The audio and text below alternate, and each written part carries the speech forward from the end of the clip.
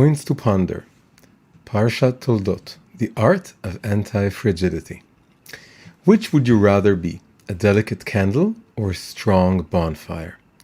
According to the philosopher Nassim Nicholas Taleb, there's no question. He opens his book, Antifragile, with the following statement. Wind extinguishes a candle and energizes fire. Likewise, with randomness, uncertainty, chaos. You want to use them, not hide from them. You want to be the fire and wish for the wind. Taleb, a Lebanese-born American, is an international expert on the topic of randomness and has become somewhat of a guru to business people and coaches worldwide. The above quote summarizes his central message.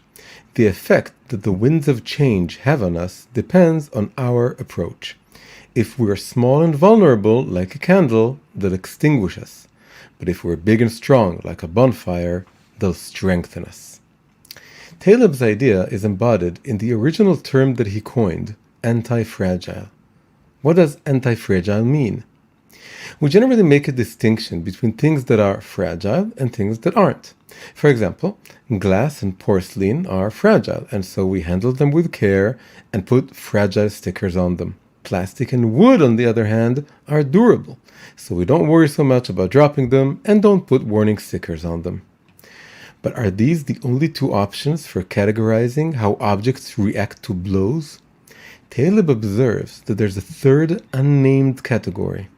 Things that not only don't break when they're hit, but benefit from it and become stronger because of it.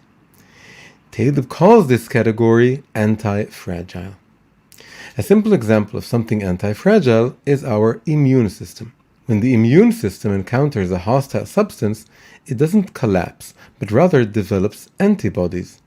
Another example is muscles.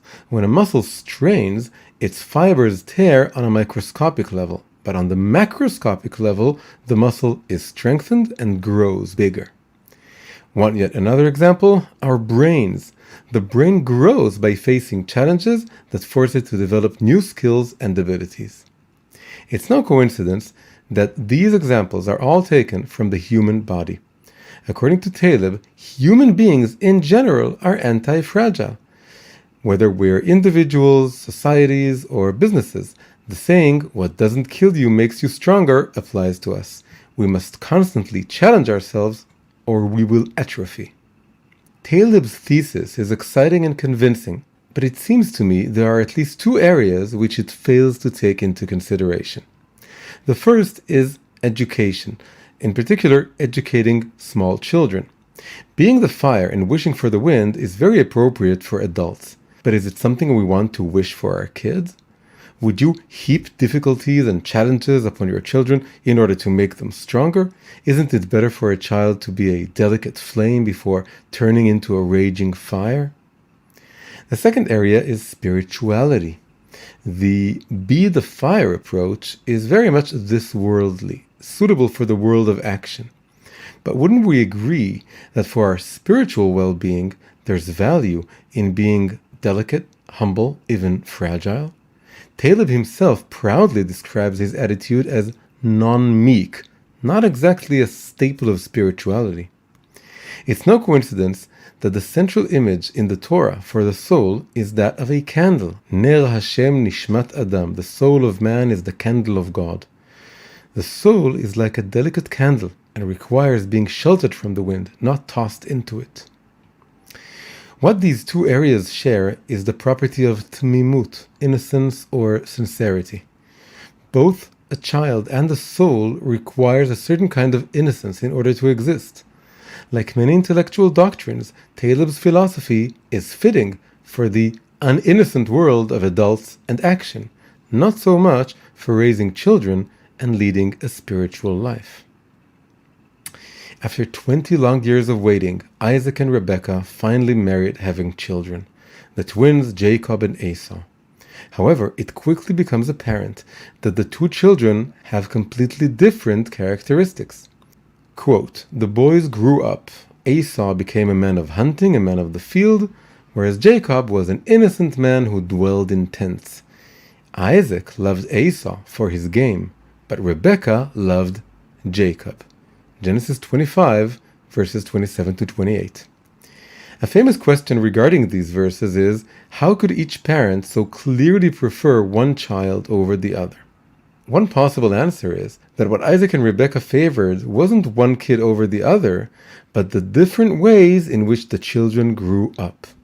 More specifically, it seems that each one of them loved the path of life that the other one lived through.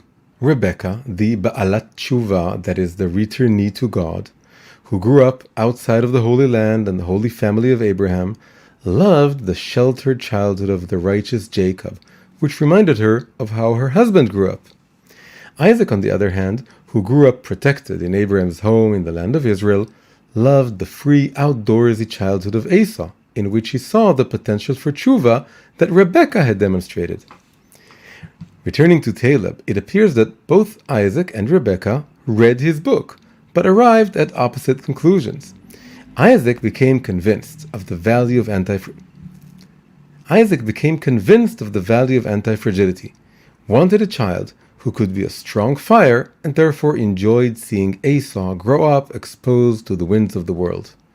Rebekah, on the other hand, was unconvinced. She wanted a child who'd be like a delicate candle, and was therefore happy that Jacob grew up encased in the lantern of the tent, protected from the wind.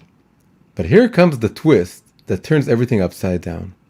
When Jacob matures, it was Rebekah herself who saw to it that he comes out of the tent of innocence and into the world of experience. First, she instructed him to disguise himself as Esau and receive the blessing of the firstborn. And afterwards, she sent him out from the Holy Land to the world she grew up in, the world of the deceptive and unpredictable Arameans. So now we're confused. Does Rebekah want a fragile or an anti-fragile son? The answer is she wants both. And more importantly, she knows in what order these two goals should be attained. Rebekah was one step ahead of Caleb. She realized that in order for her son to become a strong bonfire, he must first be a tiny flame of innocence. Thus, once he grows up, this flame will continue burning inside him, preserving his soul's inner tenderness, a vital asset essential to counterbalancing the outer roughness created in us by life's hardships. A point to ponder. Many parents would like to raise their children sheltered from negative outside influences. Others claim children should be exposed from a young age to the harsh facts of life, and will thus be better prepared to face them later on. Rebekah teaches us how to integrate these two outlooks. First, we must raise our children in a way that protects the tender nature of their souls, and later we need to gradually expose them to the world so they become strong and resilient. This is the winning combination that produced our father Jacob, and by extension the Jewish people. You want to be an anti-fragile wind on the outside, but a fragile candle on the inside.